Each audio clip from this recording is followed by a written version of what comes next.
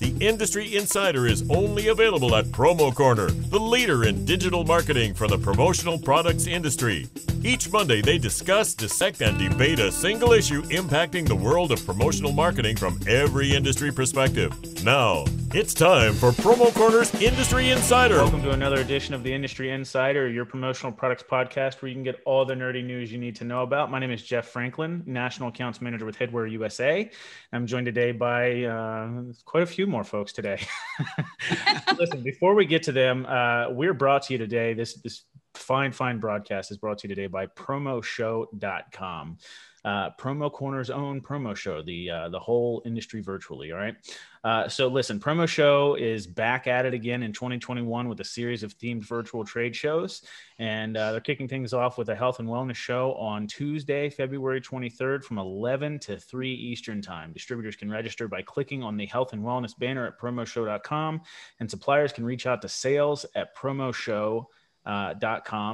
If you'd need help reserving a booth, there's also education, entertainment, and giveaways throughout the day. So be sure to check it out on February 23rd from 11 to 3 Eastern. Again, distributors go to promoshow.com and click on the health and wellness banner to register, and suppliers email sales at promocorner.com if you're interested in getting a booth. Promoshow.com, the entire industry virtually. So why don't we say hello to Meg Erber. Meg Erber, how are you doing today? I'm doing great. How are you guys? I mean, it's warm out today. I don't know how to put a sweater on and I'm sweating. It is actually really nice today. Yeah. It's really nice. Yeah. Tomorrow, I think, is supposed to be like 75 from what I saw. So excited about it. Excited about it. Stephen, how are you doing? I'm doing well, and I need to give a special shout out to my wife because she helped me clean my office. So now I don't have to strategically like hide things with my body while on. There's still some crap on your wall, though. Yeah. Oh, you're talking about the Denver Broncos stuff? Well, all right. I didn't. That's okay. I can take it. It comes in waves. Fair enough. We're also joined today by special guests Tim and Michelle Hill. How the hell are you guys today? We're awesome. We're doing great. You get 2 for 1. It's a bonus, 2 for 1 frame today. That was cute. You guys had to check with each other to see how you guys felt. Well, I was trying to do the ladies first thing to let her talk first, and then she just looked at me. So fair enough. Fair enough. So listen, our topic for today, we're going to talk, Clubhouse. All right. It's pretty popular by today's standards, of course. I feel certainly left out, so I'm going to have some outsider questions for you. I did get an invitation. All right. So that's in the bag. Thanks, Meg. Cool. Do you have Apple? No, I'm not one of those. Well, you know, be careful. You can't play. You can't come to the, you can't. I'm going to be careful about my words today. I was told by one of my customers that a lot of folks that don't have Apple, which is probably like 80% of people using Clubhouse, because Android's better. A lot of them are actually like just searching for like really old used iPods or iTablets and all that good stuff, whatever they're called. And, you can basically get on that way. And I was like, That's you know true. what, that might not actually be a bad idea, but they're not going to spend money to go get on this platform that I'm probably not going to use anyways. But I'm weird. So before we talk about Clubhouse, though, I know that we're also going to talk about your the coffee, good morning coffee thing that you guys do each morning on Clubhouse as well.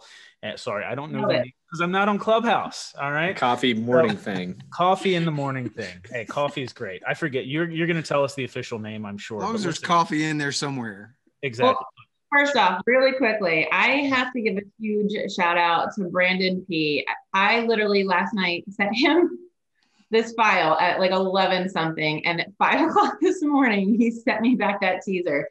Brandon, you're the man. I appreciate that. I literally texted him and I'm like, he's definitely going to say fuck you. It's a really shitty thing for you to do, Meg. I know. I'm really sorry, but thank you. He actually made it sound way better than because Tim heard my 2 versions prior to that.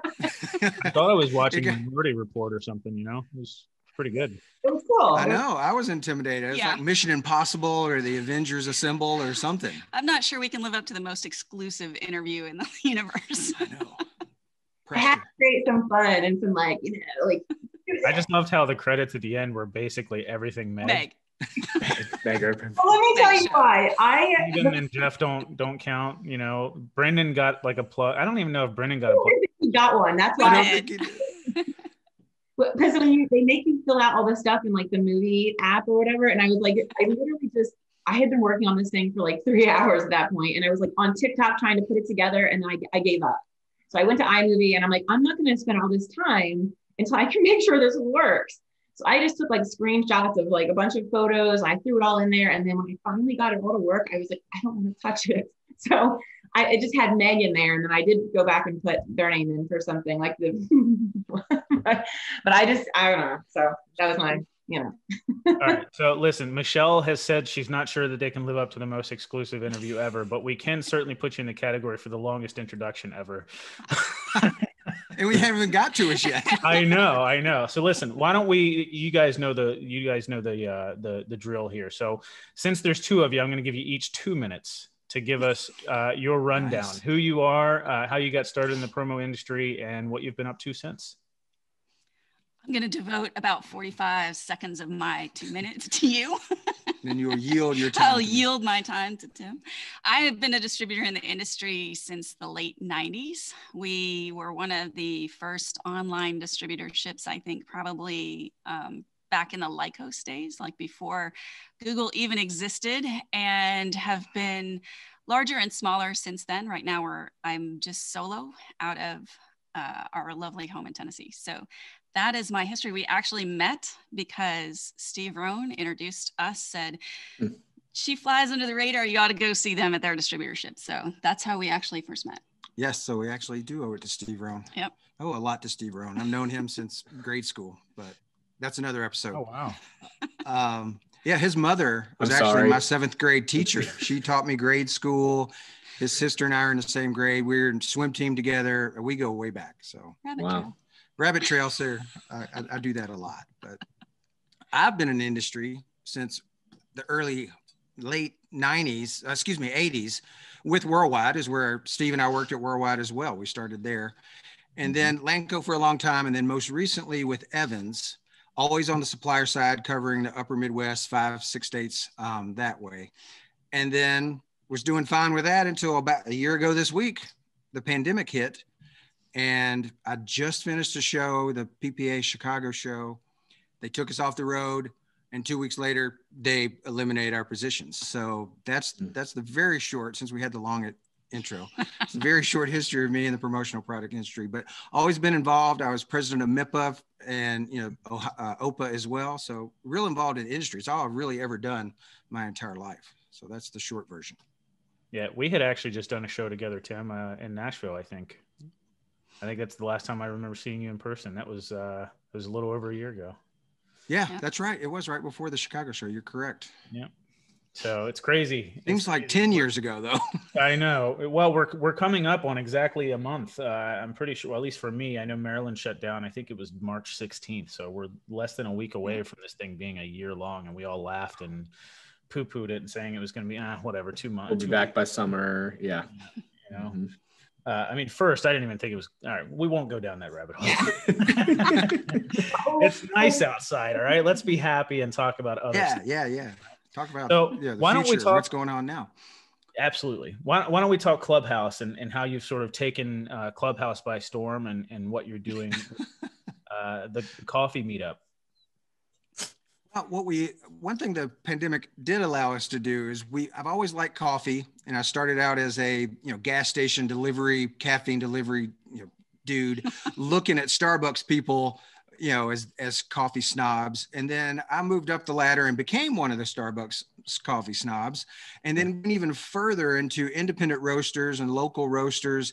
And now I look back again at the Starbucks people as, but I'm a little higher up the snob ladder. But we wanted to start a business about coffee called Connect Over Coffee, because a lot of great conversations, relationships, and things start over coffee and the personal connections you have over the coffee. So the downtown of the pandemic gave us a great opportunity to get serious about what we wanted to do, with the Connect Over Coffee side of it. There's been maybe 3 or 4 iterations of what we're actually going to do with that. And recently, about Christmas time, we started thinking about how we could put a holiday box together to float test some ideas. And so we did that, and it went over well. It sold out. We had promotional products in there, and we had coffee in there. But one of the things that was a key to that, because anybody can put promo products and coffee together, what was key to that was this book where we help people take one easy step into a morning routine by carving out the time that they spend brewing their morning coffee and using it to engage their heart and their body and their mind and their heart in the space of about 5 minutes. And so the Clubhouse room came about because we are taking that conversation, the questions that we're asking and the prompts that we're having in that booklet, a guided throughout the month, and we're asking those same questions in the Clubhouse room. And so it's just creating a space for the conversations of the things that we're prompting people to think about throughout the month. That's how actually the Clubhouse room came about. So it evolved through that. And after the holiday box, we had enough people saying, hey, what, because we themed the holiday box as imagine. So the questions were about imagine your work, imagine your dream job, imagine your dream relationship, things like that. And they were like, well, what are we going to do the next month? So we actually launched a membership box called Morning Moments Matters through Connect Over Coffee. And each month has a different theme. Yeah, so this month we're hosting conversations about being brave. So it's all of the everyday kind of reasons we need courage, all the way up to the big reasons that we need courage and how to think about our own courageous actions in our everyday lives. And so those are the conversations that we're having this month. And in the box, we have promotional products to remind what's going on with that month. We have a coaster with Brave on it. We have a sticker. We have an art piece that Michelle created as well, so that throughout the day that in other places they can see Brave or imagine or connect and remind them of what they talked about or thought about, that morning over coffee. And then it evolved into the Clubhouse room. I love go ahead. Sorry, just real quick. I didn't even backstory on this, and now so much more of this makes sense. And for those of you guys who don't know, I try to every morning, at least Monday through Thursday. I jump in for about 45 minutes. Sometimes I'm a little late because I'm always taking Addie to school and she's having a morning, and I don't want to bring that into the Clubhouse. But I'm listening, and I always feel like I want to jump in and I want to and join in the conversation because it's always so positive and upbeat, and I always have something to add to it. And I've personally it sounds silly, and I know to them it won't because we talk about it every day, but to people who aren't doing it, I've found so much personal growth in this last month that I've been doing it with them. And I've been inspired by them and just the stories that I've been hearing and the conversations that they're not forcing me, but I'm forcing myself to have out loud, which is another thing. So if anyone hasn't checked it out, I highly recommend, ping message one of us. I'm sure we can get it to you. I don't know how it all works yet, but it's very, very awesome. So sorry, Jeff, Stephen, which one of you were going to say something? I was going to ask, so who are you finding are your active listeners, participants, recipients of the boxes? Are you still getting a lot of promo connections because of your ties to promo, or is it starting to branch out into more of the public sphere? Is there any way to kind of know who's getting involved with some of these? That's a great question. I think there's probably 2 different audiences. One, the actual box subscribers right now are generally within our own network, whether that was personal acquaintances or friends of friends. Some were given as gifts. Well, quite a few were given as gifts at Christmas. And so it's the gift recipients. But the people joining in the Clubhouse room are different because one of the ways Clubhouse works is that you see the rooms of the people who you're connected to. And so in a lot of social networks, the idea is, you're cooler if everybody's following you and you're not following everybody else. But in Clubhouse, the idea is follow all these people because that's what unlocks the app to show you all of the interesting rooms and all of the interesting topics. And so we often have people who are part of our network or have moved into our network in the last couple of months. But we also have people who just randomly see the question that we pose as the title of the room and think, oh, that's an interesting question. I want to talk about that, or I want to listen to other people talk about that. And so they'll just pop in. So we've made quite a few new connections in Clubhouse that we didn't have before. It's great. And you guys have quite the following in Clubhouse, I saw as well. So that's that definitely helps with that traction of it. So maybe it's actually a good time to kind of dive into Clubhouse a little bit. It's certainly a new platform, and you guys are utilizing it awesomely, it looks like. Do you want to be the ones to kind of share what it is and tell Jeff why he needs to buy Apple? I'm definitely not buying Apple. I'll wait for the Android version, but yeah. Well, it's an interesting platform, and I think partly the pandemic has helped it too, because we're not seeing each other, we're not connected, and it came along at a time when we're all craving that connection. So you can get on, and I consider it like interactive podcasting, because there's a lot of different ways the rooms are moderated and used, but it's something, instead of just one way listening to a presentation or to a podcast or something like that, you can be involved. You can, raise your hand, have a little raise hand feature. You can just listen if you want to. So it is very flexible that way, but you can raise your hand, be recognized by the moderator, and ask a question or state your feelings or something like that. Our room is not very moderated. We want it to be a conversation. So if you're there, you can just unmute and jump right in, where others are more, moderated, where they have the hands feature turned off.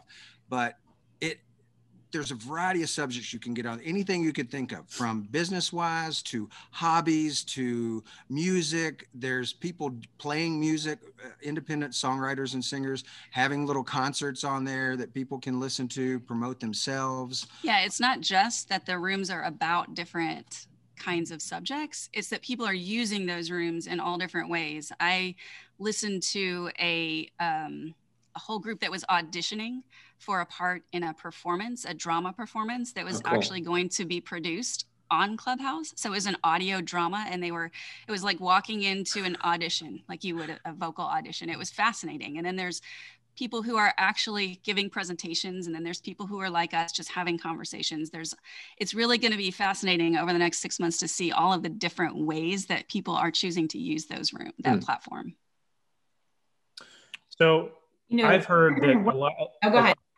Yeah, I've heard a lot of people are using Clubhouse as for business development. So sort of jumping on early and really utilizing it for business connections and networking and things like that. So, which, a lot of folks aren't necessarily doing that. They're just sort of coming together and doing something more socially, or just to hang out or whatever it might be.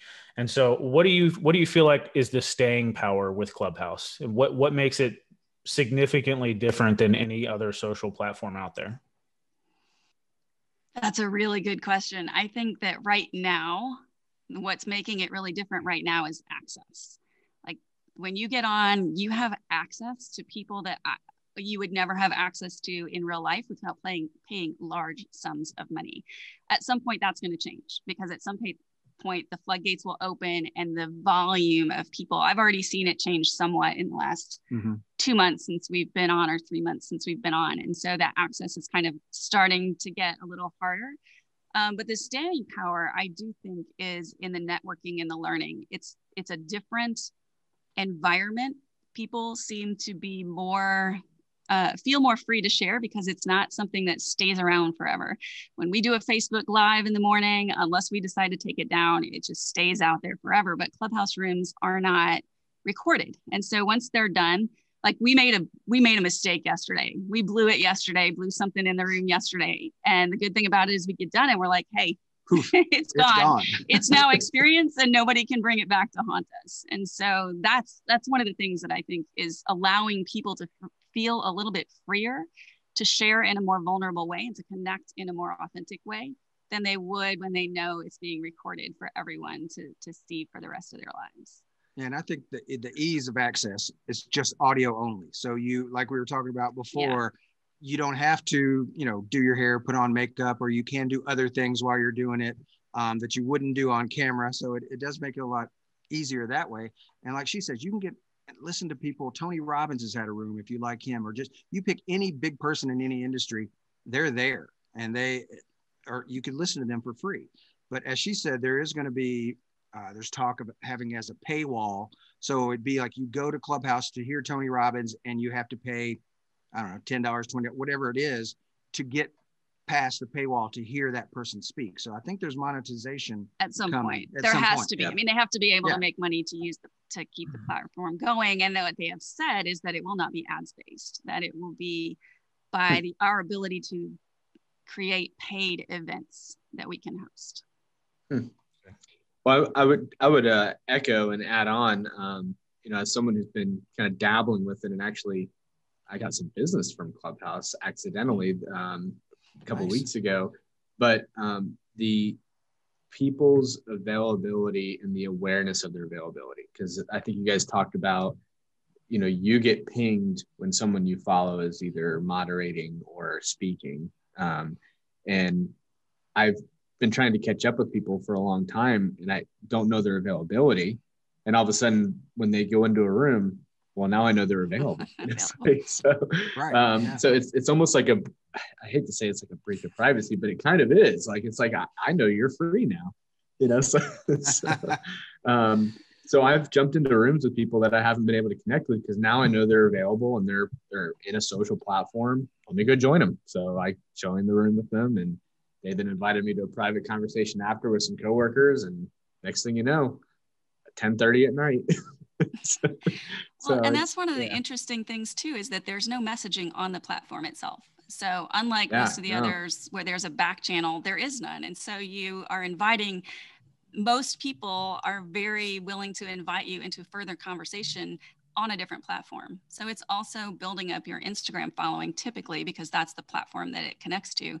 When you're on Clubhouse and people are following you there and they want to connect with you, the way they do that is through Instagram. So it also builds your Instagram following as you're going along. Now, I know there's people watching today that are probably scared to death of Clubhouse. And I know I was personally, because, you don't know what you're getting yourself into. You hear about it and then you're like, you jump in and then all of a sudden someone's asking you to be a speaker and you're like, oh, abort. And I think that happened to me like 3 times. And I was like, I'm going to do it today. Leave quietly. Well, one sneaky way to do that is go into a room, because it tells you how many people are in the room before you enter it. So go into a room that has 300 or 400 or 50, 60 people. You won't be as noticeable. You can kind of hang back. If you go into a room with 10 people, they see you come in and they're going to invite you to speak, and you can't hide. Yeah. Well, and then, you can hide because you can say no. Well, you can't. Like, everybody knows that you can say no. You don't have to speak if you're invited to speak. You don't know that your first time. You don't know anything. That's why we're telling them the secrets. You can also tell how many people are speaking. So if there's a room that has 20 people and you're like, well, I can hide in 20 people. But if it's showing that 20 people are speaking, you're going to get asked to speak. And so those are the rooms, if you don't want to talk, you need to stay out of. So Meg's doing the 9:30 Bill Petrie. She's just ghosting when somebody asks her to speak. Oh, PM. Yeah. No, but so you can, I know. Once you're pulled into a room, that's when you have the ability to mute yourself. And you want to mute yourself right off the bat, because there's so much noise. And that you just, I guess, I don't know. I'm sure there's some document or website or something somewhere that gives you directions, but like, I don't have time for that. There's a Clubhouse room, Meg. I'm sure there is. There's Clubhouse rooms like all the time about how do you use Clubhouse. Yes. So it sounds like you could spend a lot of time in Clubhouse with so many different people that you could potentially follow with the access that you're talking about. How do you suggest people actually spend their time or delegate their time to this thing? Because there's a lot of people that have addictive personalities, and you get into something like this and they'll spend 8-10 hours in it potentially, which isn't necessarily good for productivity. It certainly can be, but I think there's a balance there. So what would you consider, like how would you manage people's expectations or set up a game plan for people as they go into Clubhouse? Well, I know Charity Gibson I was going to say, is very active, and she actually has a couple rooms a week about promotional products, and she has one on Tuesday. She had it last night with Javi, and they have some end users in there. And one thing about Clubhouse is not really a selling platform. It is a very subtle, interaction, connecting, teaching, learning type thing. So I'm impressed with the people. I've been in Charity's room where you've got distributors, suppliers, and end users, and it's not like, oh, buy from me. There's an education process. It was about apparel and how do you use that, and it's just a interactive teaching process. Yeah, you brought up Charity because she had, when she got on, she was like, I am obsessively on Clubhouse. I'm losing days. Like I'm just on and listening in all the rooms and all the opportunity to have conversations. And she had to really she used it as a carrot, right? She does. She would like work a half hour and then I can be on Clubhouse for a while. If I get these calls or these emails done, then I can be on Clubhouse for a while. And I think that it's really about what your purpose is on being on the app. Like you can waste a ton of time just listening to interesting things. And if your purpose is to be social and to learn new things and to get into interesting conversations with people, like we had people from Dubai pop into our room the other day. So you meet all these people. That's one way you can use it, and then just use it in your free time. But if you're really using it for work, I would say you just need to set some intentional parameters about the time that you spend and how you spend it, because randomly popping into rooms isn't really going to make you any business points, right? You have to find the people that you know are going to need your expertise and then be in conversations with them. And so I think it's just about choosing how you want to use the app and then actually setting limits on using it intentionally. Michelle, I feel like Clubhouse kind of has this professionalism as it is now that's kind of just been instated in it. And I hope it's not lost, right? I think that's always the fear, is like as it continues to open up, maybe the walls of that kind of come down. But as it is now, it feels like everyone that uses it keeps it as a give, mentality as opposed to asking for things. Because you get booted out of, I've seen people booted out of rooms for just asking something about their personal business like that, so it's like you got to make sure you're providing something to the conversation and a content level, and I hope it keeps that. I mean, I think that's what makes it special right now. So I agree. I think that the founders have been kind of intentional about not opening it up quickly just for that reason, so that the culture can be protected and so that the new people coming in kind of get indoctrinated into the culture and so that they maintain that culture as we go forward. Very cool. Well, going back to connections with coffee, right? Was that what connecting over coffee? Connect over coffee. All right. Listen, connect over coffee. Jessica Onion says she loved the Clubhouse this morning, and it was very thought-provoking and a good way to start the day. So, and that's funny because she just joined Clubhouse in general yesterday, and then she was in our room this morning. So it's and they have a little party. You can know for the first week when you join Clubhouse, you have a little party hat on your profile. So if you're looking and go, oh, that person's new to Clubhouse. So she still has her party hat for up to a week or so. And then it just disappears. And it was awesome because she jumped right in, and we find that a lot of people look for a safe place to make that first time when they quote get up on stage and actually unmute and start talking. And she jumped in right away, which was awesome. We find that our room tends to be that for a lot of people. Like we're the place that people start talking, and it gives them some courage to open up in a bigger room too. That's pretty cool. Meg. So I have a question for you two. Because you guys now are married and now you work together. Is there anything? Yeah, he's like squeezing her. Yeah. I love you, baby. How fun is that? Just kidding.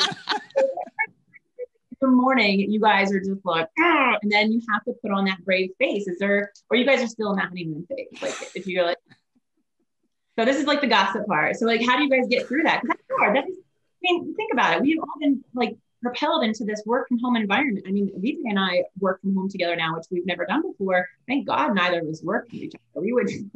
That would not work. But you guys are doing a great job. But we have someone that is frequently in that room, in that Clubhouse room, that likes to call it the newlywed show. It hasn't happened recently, but we're often like, I didn't know you thought that, or what do you mean that's what you think? And so she laughs because she calls it the newlywed show. But I will say that having both been married before, we came into this relationship with things that we knew that we couldn't do like we did before if it was going to work. And so we don't let conversations that need to happen get put off. Like we have them right away. Like after we blew it in the room yesterday, we had the conversation right away, because if we don't, it's just, we can't afford with all of the stuff that we're doing together, we can't afford to let communication screw us up. Yeah. Can't have any walls for that, because it's easy when I traveled, if you do have something like that happens, and then I'm like, well, fine, I'm leaving. It's Monday. I'm leaving for 4 days. And, then nothing gets resolved, which is wrong on my part. And, so we just don't let that happen. And it is different being here 24/7, always together. But you love it. But I love it. It's getting easier. Yes, he does. Yes. It's getting easier. He did say that in the clubhouse room the other day. It's getting easier to be married. We got married in October. So it's not like we've been married a long time. So I blew it. But just be not supposed to say it because this is actually recorded. So people will find this one. Yeah, you can't get out of this one. And I've actually seen where somebody has recorded a clubhouse and replayed it back. So I don't know how that's because you say as long as you let people know and they have like a little recording button up there. I've seen some people record podcast. So at the first part of the podcast with their guest, they're interviewing, talking, doing what they're doing, and the hands up feature is off. So the audience cannot participate. Yep. And then once they get done with the podcast portion, interview portion, then they open it up to questions. If they want to keep recording that, they can, and then they can edit that out later. Yeah, it's actually against the terms of service. Yes, it's not so supposed to be doing that. You're not supposed to be recording. Really? And they can kick you off the app for that. Yeah. Well, maybe. I mean, I don't know if Elon Musk is the one that recorded it, but I saw the Clubhouse conversation that Elon Musk had with the Robinhood CEO, and they were grilling him about shutting down the GameStop trading. It was an interesting one. They are definitely recording podcast episodes and not so much recording the people in the clubhouse. Like they're just opening the clubhouse room so that people can listen in to the recording of the podcast. So I think that's how they're getting around it, because they're just listening to the recording in a different format. Very cool. All right. Any other questions for Tim and Michelle about Connect Over Coffee or Clubhouse? Fun fact: Michelle doesn't drink coffee. She drinks tea. That's tea, coffee. Yeah, I'm trying to.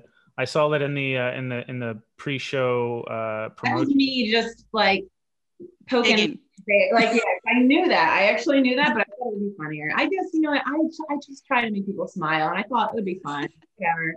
Gotta take that leap. All right, you guys want to launch into rapid fire, and then we can shut this down? So Tim, sounds good. What I did not tell you is that we do a rapid fire question at the end of every podcast. And it's like, you just, whatever comes to mind, and we won't put you guys on the spot first to ask the question, but we'll all go and we'll ask something. Not me yet. I have a question that I'm going to ask because I don't want anybody else stealing it. Okay. So Tim, you'd mentioned that you thought Starbucks people were snooty. I personally, I'm going to set a lot of people off right now. I think Starbucks is trash, to be honest with you. I love a single source bean as well. So the question I'm going to ask you is what is your favorite single source coffee bean? From what I have to agree with you. I'm very glad you said that about Starbucks.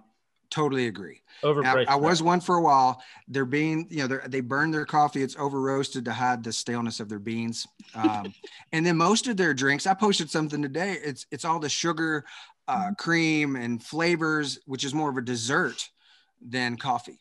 But to answer your question, I'm a total single origin bean as well person.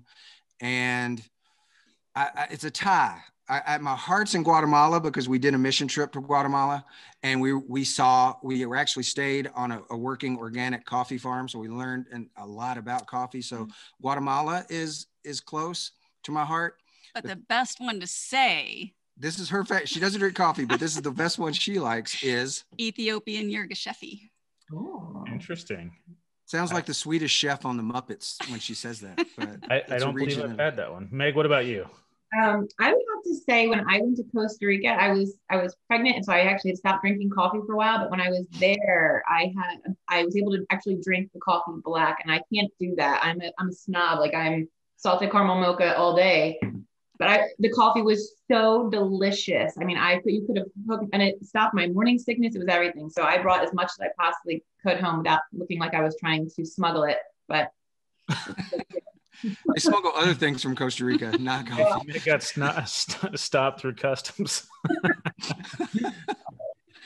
Stephen, what about you? What is your favorite single source coffee bean, sir? I mean, I don't know if it's single source. I don't know. I don't know either. I just said I don't know. So I'm actually, it's kind of a shameless plug, but there's a charity group called Suniga out of Nicaragua, and they've got a forest, section of the forest on there that they use to grow coffee beans, and they sell. It's called Sacred Forest Coffee out of Nicaragua, and it's really good. We actually have some bags here that we got, and it's delicious. So I'm going to go with if they do coffee. Well, I'm going to be researching that. These are our people. These are our people. Yes. I'm excited. I have new coffee coming today from a new roaster that's supposed to arrive today. Oh, cool. Big Shoulders out of Chicago. So I'm excited about it's sunica.org. And then you can find them under like the Sacred Forest. I'll look that up. It's good. Well, send me a link or something. What's yours? You didn't answer, Jeff. I will just a second. If Nicaragua does coffee as good as they do cigars, I want to try that. Yeah, my favorite. It was interesting you said Guatemala, because I just recently had one that I really liked and thought it was very, very comparable to what my favorite tends to be. Is a Mexican bean from Chiapas. It's really, really similar to the Guatemalan one that I tried as well, and it's just a very light graham crackery kind of, almost kind of chocolatey even flavor. It's really good. Yeah, really sounds good. good. Yeah, I have to check that one out too. There's so much out there. You'll never run out of types of coffee. Absolutely. To try. All right, Meg, what is your rapid fire question? all right. Black coffee or creamer? And if creamer, what's your jam? Yeah. I use a syrup and milk. I use hazelnut, just a tiny splash of hazelnut, sugar-free syrup, and a little bit of milk. That's disgusting. All right, Steven. Vanilla cream, like the little pack things, and a thing of trivia. Okay. All right. Tim, Michelle? Well, usually if it's a new coffee, I'll drink it black first to get what the flavor notes are. And then, I'm pretty simple too. I don't go too far. I'll throw a little cream in there, maybe a splash of honey, depending on what's going on. But mine's pretty simple. And you're a bulletproof guy. Unless it's my bulletproof. I do bulletproof the second cup of the day. Yeah. And then I put, that has cream in it as well. And I may sprinkle some cinnamon or nutmeg in there just to spice it up a little. And I don't drink it, but I'm an expert meat frother, milk frother, when we were teaching people how to make lattes a couple of weeks ago. Right. We had an online class that we did coffee shop lattes at home, and she's the milk frother. Very cool. There's more to it than you think, for sure. Yeah. I like to froth my milk with a French press. I feel like that's the best way to do it. I would agree. 100%. There's some bougie coffee drinkers in here. Yeah, we are coffee freaks. Me and my hazelnut syrup that Meg says is disgusting. It was hazelnut too, so you had hazelnut. You had the gag reflex at hazelnut. Yeah. Bro, you are so weird. All right, Steven, what is your question? One food to eat the rest of your life. What food will you eat? One food. Life? Oh, one food. Yeah. Cookies. Tacos. I'm gonna say pizza. Cookies and tacos. Pasta. I'm gonna say pizza because you can mix toppings on it, right? So then I'm gonna go tacos as well. I think you can get your veggies and all the stuff in. Yeah. Cool. All right. All right. All right, Michelle. All right, Tim and Michelle. What you got? We got to come up with something on the fly because I forgot you do the rapid fire and I did not prepare me for that. Either one of you come up with it first. That's fine. Favorite movie? Oh, that's a hard one. Oh, no. Wait. Are you guys WandaVision people? No. I'm only like four episodes in, so no spoilers. Okay, we won't go there. It gets much better. It started off a little slow. It gets good. Favorite movie. I can't mute you. I can only mute myself. I'm going to say, I'm brain farting, but the first one that came to mind for me was Hope Floats. I just love Sandra Bullock in that. And then there's some like real heartbreak and Harry Connick Jr. and I don't know anything else. Meg, I'm going to go old school on you right now. How could you not say Goonies? As much as I mean, our time about Goonies. I know. Goonies for real. Okay. I don't know. No, there's so many. I put them in categories and genre, and I don't compete them. There's too many good movies to claim one as your overall favorite. I like Gladiator. Pick one. Gladiator. That's mine. I'd probably say Gladiator if I had to pick one. Oh, really? Cool, man. Nice. Wow. I would have to say something I quote. Something from every day of my life is Monty Python and the Holy Grail. That's true. Something every day. Somewhere, somehow, I bring it in. Just a little bit of Python, but a little bit of both. Yeah. Jessica Onion says The Sandlot. Ooh. You're killing me, Smalls. That one. Killing me, Smalls. All right, Tim, what is your question, sir? I thought that was.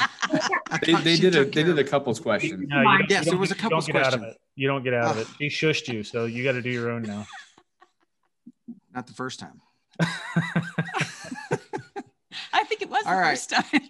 All right. Favorite. I won't go favorite band because that's like favorite movie. Favorite music genre. Oh man, that changes so much based on the seasons, the weather, the mood. Anybody else? I have a country pop mixtape, but I would say that country is probably my favorite. I'll just go rock because I feel like it's all encompassing. I'm gonna say hip hop, rap, and rap. I'm lumping them together. It's a wide variety. Interesting.